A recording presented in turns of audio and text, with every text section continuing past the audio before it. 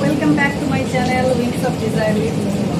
আমি মহুমা, তোমাদের সাথে অনেকদিন পর চলে এলাম তোমাদের কাছে আবার আমার ব্লগ নিয়ে। তোমরা সবাই দেখতে থাকো। ও আজকে একটা কথা বলে নিই, আজকে কিন্তু হ্যাপি সানডে। সানডে দুপুরবেলা অনেকের কাছে কিন্তু মনে হবে একটা অলসতা দিন, বাট আমার কাছে এটা মনে হয় সব থেকে বেশি কাজের দিন। কারণটা কি জানো?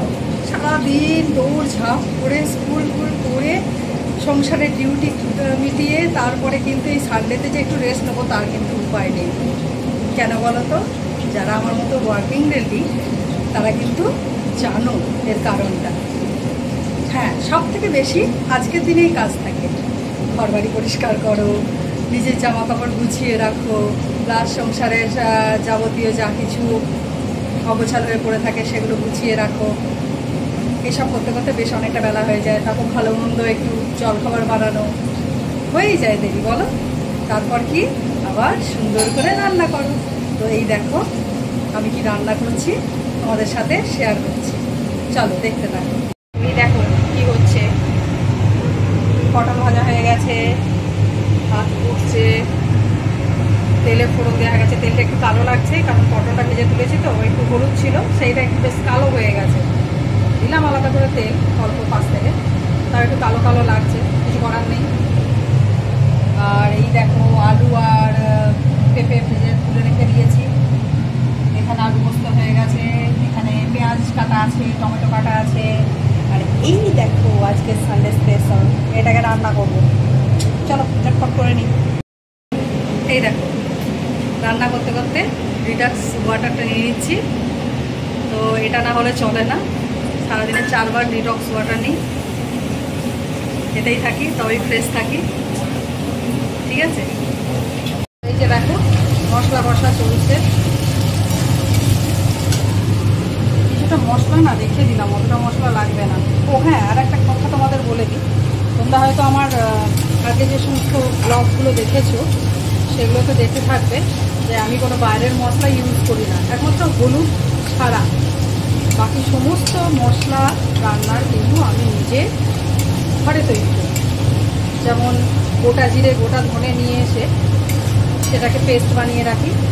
এটা যেমন আছে আদা রসুন আর কাঁচা লঙ্কা, গোলমরিচ, একটা শুকনো লঙ্কা আর কিছুটা গোটা জিরে, কিছুটা গোটা ধনে, সব কিছু দিয়ে, ও একটু টমেটো দেওয়া আছে, সেটা দিয়ে এটা পেস্টটা বানানো আছে। তো সবটা লাগবে না বলে সবটা দিয়ে নিই, কারণ এখানে কিছুটা, এই যে এখানে কিছুটা আছে আর এইখানেতে কিছুটা মাখানো আছে, এটা আর লাগবে না। খুব বেশি রিচ পছন্দ করি না, কারণ যেহেতু আমি একটু স্ট্রিক্ট ডায়েটের মধ্যে আছি বলতে পারো। এটাও কতটা খাবো বলতে পারছি না, মাটনটা একটু অ্যাভয়েডই করি আমি। বাড়ির সবাই তো ভালোবাসে, এই জন্য করছি। একবারে খাবো না বলাও ভুল, প্লিজ খাবো। একটু একটু মানে যতটা পারি লাইট করে করছি। যদিও মাটনটা জানি সবাই বলবে খুব হেভি, সেটা তো মাঝে মাঝে ইচ্ছা করে, বলো। চলো স্টেপ বাই স্টেপ, হয়তো সবটা দেখানো সম্ভব হবে না, এইভাবেই চলতে থাকো, তোমরাও দেখতে থাকো। তো এইবার আমি এই যে গরম মশলা একটু থেতো করে দিয়ে দিচ্ছি।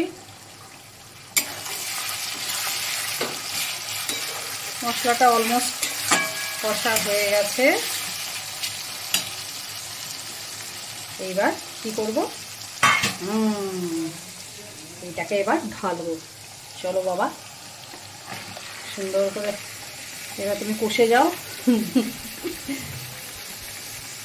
এতে না একটু দই দেওয়া আছে, দই দিয়ে ম্যারিনেট করা আছে। ফ্লাশ লাইটটা দিতে ভুলে গেছিলাম।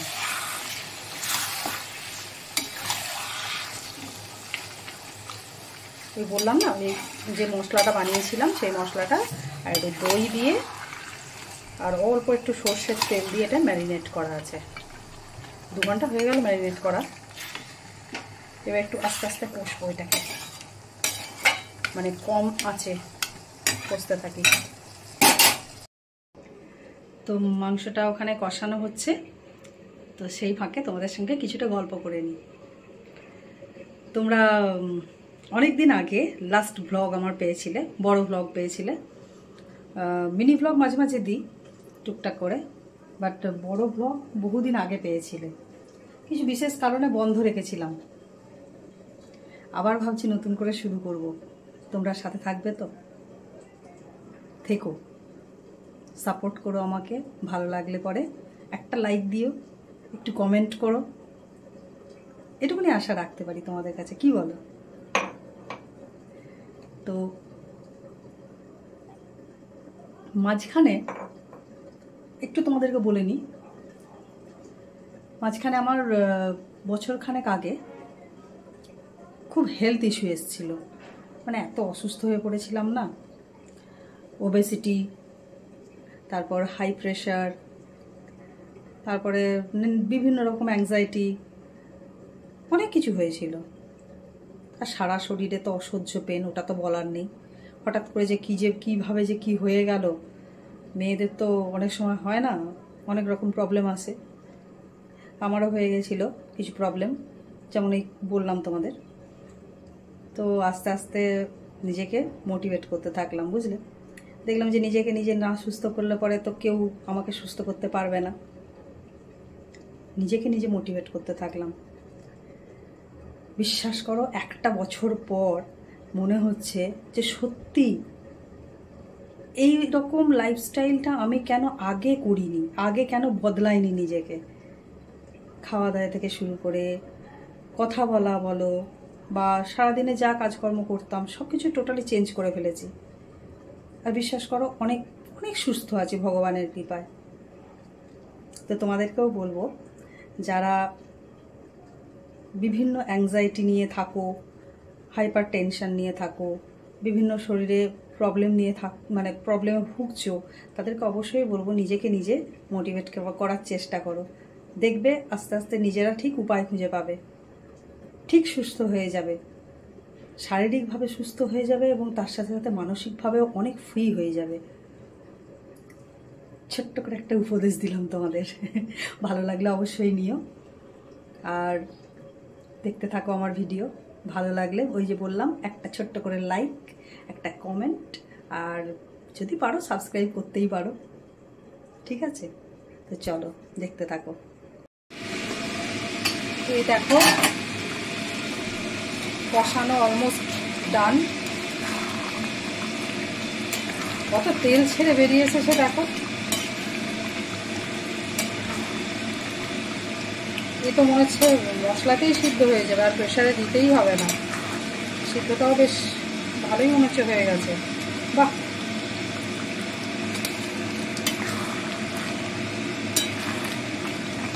আর একটু কষে নিই, তারপর ঋষি বাবুর কাছে যাবে কিছুটা কষা মাংস, তো খেয়ে দেখে বলবে কেমন লাগছে।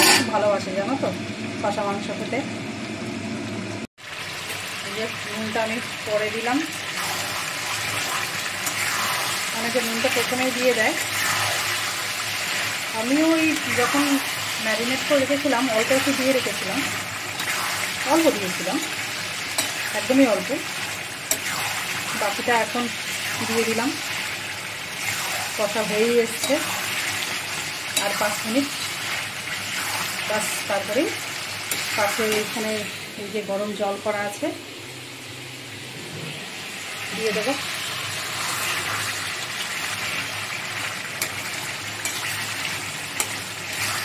একটু কষা তুলে নিয়েছি, তোমাদেরকে বললাম না ঋষিবাবুকে দেব। চলো ঋষিকে দিই। ঋষি না, এখন কষানো চলছে। নামো, বিছানা থেকে নামো, এদিকে এসো। এই যে বসো, এখানে বসো। এখানে যাবে, শোনে না। দাঁড়াও, তুমি আগে খাও, খেয়ে বলো আমাকে। ঠিক আছে, রিভিউ করে দিচ্ছি। রিভিউ করো।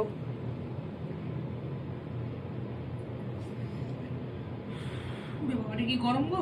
গরম? বহুত গরম। আচ্ছা, মশলাটা একটু টেস্ট করে বলো, ঠিক আছে? বেশ রিভিউ পেয়ে গেছি, আই এম স্যাটিসফাইড। যে কষানো মাংসটা কুকারে ট্রান্সফার করে দিয়েছি, এবার এই যে গরম জল ঢেলে দিচ্ছি।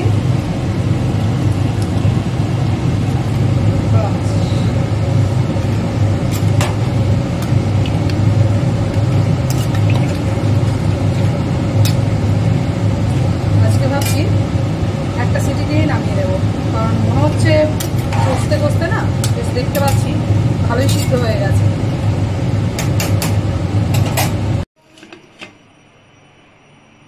এই দেখো মাটন ইজ রেডি। কেমন লাগছে বলো তো দেখতে?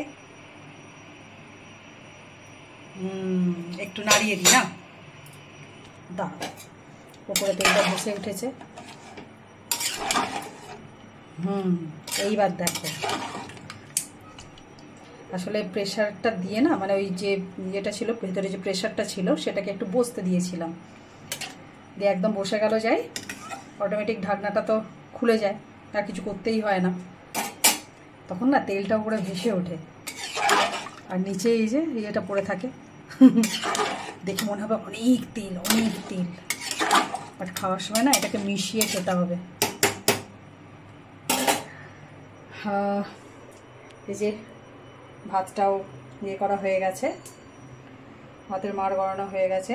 এই দেখো একটা জিনিস দেখো, এই যে দেখছো এই কন্টেনারটা, এটার মধ্যে না ভাতের গরম মাড়টা আছে। তো এটা আমার মায়ের কাছ থেকে শেখা, বুঝলে, যে গরম মাড়ের ওপরে যদি এরকম ভাতটা রেখে দেওয়া হয় না, মাড়টা গড়িয়ে নেওয়ার পর, তাহলে বেশ অনেকক্ষণ গরম থাকে মাড়ের সাথে সাথে। আইডিয়াটা ভালো, বলো? তো এই দেখো ঋষির ভাতের থালা রেডি করে দিয়েছি।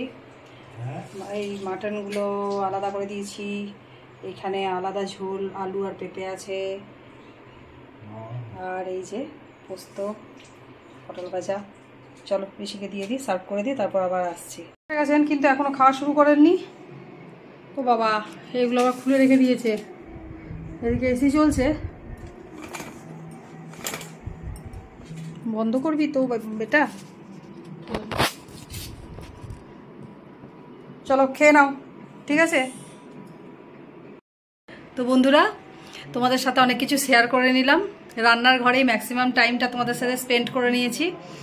তো এরপরে কি করব? এরপরে আর কিছুই না, এবার আমরা খেতে বসবো। ছেলেকে তো খেতে দিয়ে দিয়েছি, ও খেতে শুরুও করে দিয়েছে। আর তোমাদের সাথে আজকে আর ভিডিওটা কন্টিনিউ করছি না, এখানেই এন্ড করছি। চলো তোমরা সকলে ভালো থেকো আর খাওয়া দাওয়া করে নিও। আর আজকে দুপুরে কে কী লাঞ্চ করলে একটু কমেন্ট করে জানিও। সাথে থেকো, পাশে থেকো। আবার বলছি, ভিডিওটি আমার ভালো লাগলে অবশ্যই লাইক করো, কমেন্ট করো, আর যদি ইচ্ছা হয় সাবস্ক্রাইব করো। চলো ঠিক আছে, সকলে ভালো থেকো, টাটা।